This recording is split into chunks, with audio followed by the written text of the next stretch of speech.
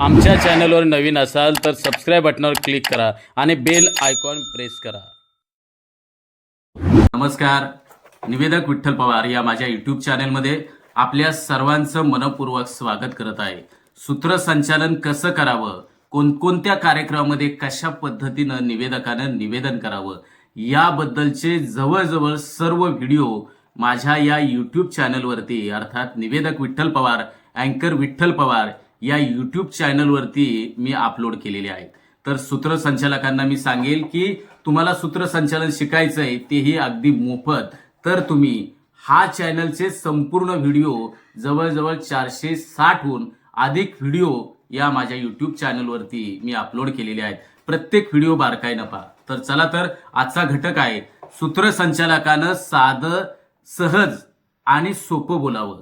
हाच आजचा घटक घेऊन मी तुमच्या समोर आलोय. सूत्रसंचालकाने बोलताना स्वतःच्या भाषेत बोलावं.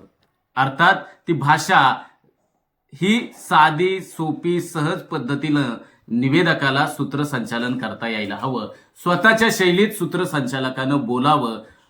तसेच बोलत असताना त्यामध्ये शब्द जे आहेत ते सहज पद्धतीनं सूत्रसंचालकाला सुचले पाहिजेत आणि त्यांनी सहज पद्धतीनं त्या शब्दांच्या माध्यमातून त्यांनी सूत्रसंचालन केलं पाहिजे. परंतु आज बाजारपेठेमध्ये मी असे अनेक निवेदक पाहतोय की दुसऱ्याचं ते अनुकरण करतात, दुसऱ्याच्या आवाजाची हुबेहूब नक्कल करतात, दुसरा जसा बोलतोय तसं बोलण्याचं अनुकरण अनेक निवेदन करत असतात. परंतु अशा निवेदकांना मी सांगेल की तुम्ही त्या क्षेत्रामध्ये कदापिही करिअर करू शकत नाही. त्या क्षेत्रामध्ये तुम्ही विकासाच्या मार्गावरती कदापिही पोहोचू शकणार नाही. दुसऱ्याचं अनुकरण करणारा माणूस हा स्वतःची अधोगती करत असतो. म्हणून सूत्रसंचालकाने स्वतःच्या भाषेत, स्वतःच्या शैलीत सूत्रसंचालन करावं आणि सूत्रसंचालन करत असताना निवेदकानं साध्या, थेट, कमीत कमी शब्दांचा वापर हा सूत्रसंचालकाला करता यायला हवा. त्याच पद्धतीनं ओघवत्या, अलंकृत आणि काही आपल्याला निवेदनातून सांगायचंय असं स्पष्ट चित्र हे सूत्रसंचालकाने डोळ्यासमोर ठेवावं आणि ते चित्र सूत्रसंचालकाला निवेदनाच्या माध्यमातून त्याला सांगता यायला हवं. दुसरा जसं बोलतोय तसं न बोलता स्वतःच्या भाषेत हे सूत्रसंचालकाने निवेदन करणं गरजेचं आहे.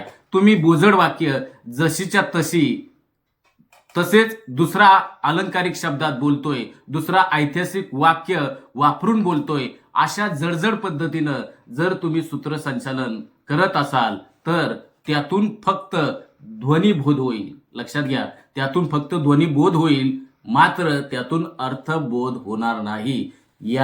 याची काळजी सूत्रसंचालकाने घ्यावी. मी जे सांगतोय तर ते खाली बसलेल्या श्रोत्यांना समजलं पाहिजे. त्यासाठी सूत्रसंचालकाने निवेदनामध्ये साध्या, सहज पद्धतीनं त्यानं सूत्रसंचालन करायला हवं. उदाहरणार्थ लग्न समारंभाचं सूत्रसंचालन करत असताना जर तुम्ही साध्या पद्धतीनं, सहज पद्धतीनं जर सूत्रसंचालन जर केलं तर ते त्यातून अर्थबोध होईल. उदाहरणार्थ लग्न समारंभामध्ये त्या ठिकाणचा असणारा माहोल हे सूत्रसंचालकाने साध्या पद्धतीनं कसा मांडावा हे याचं छोटंसं उदाहरण या ठिकाणी मी देतो की लग्न म्हटलं की वधूवर येतात. मग अशा वेळी सूत्रसंचालकाने त्या संपूर्ण जी मान्यवर उपस्थित आहेत, वधूवर आहेत, तसेच त्या ठिकाणचा जो वातावरण आहे तर त्याबद्दल सहज पद्धतीनं सूत्रसंचालकाने कसं बोलावं. वधूवरांच्या गाठी ह्या परमेश्वरानं मारलेल्या असतात. वयाच्या कोणत्या वर्षी, कोणत्या महिन्यात, किती वाजता मंगल अक्षदा दोघांच्या डोईवर पडणार आहे हे अगदी नक्की ठरलेलं असतं. ते आपल्या लक्षात येत नाही. लग्न हा एक योगाचाच भाग आहे. योगाच्याच माध्यमातून या लग्नाच्या गाठी ह्या एकत्र येतात आणि ते रेशमी धाग्यामध्ये गुंफल्या जातात आणि अशाच रेशमी धाग्यामध्ये वधूवरांना असंख्य शुभेच्छा आणि आशीर्वाद देण्यासाठी आपण उपस्थित झालेला आहात. मग अशा रीतीने सूत्रसंचालकाने साध्या, सहज, सोप्या पद्धतीनं त्या ठिकाणचं जे वर्णन आहे त्याला स्वतःच्या भाषेमध्ये सूत्रसंचालकाने मांडावं. जर अशा रीतीने जर तुम्ही बोलला तर ते उपस्थितांना देखील लक्षात येईल की हा निवेदक एक चांगलं बोलतोय. म्हणजेच त्यातून ध्वनिबोध तर होईलच, परंतु त्यातून जास्तीत जास्त रित्या अर्थबोध होईल. आणि मी तर म्हणेल की अर्थबोध कसा होईल हे सूत्रसंचालकानं पाहावं. तर प्रत्येक व्हिडिओ आपण बारकाईनं पहा आणि प्रत्येक व्हिडिओला आपण त्या व्हिडिओच्या माध्यमातून आपल्याला शिकण्यासारखं असतं आणि ते आपण शिकावं. धन्यवाद.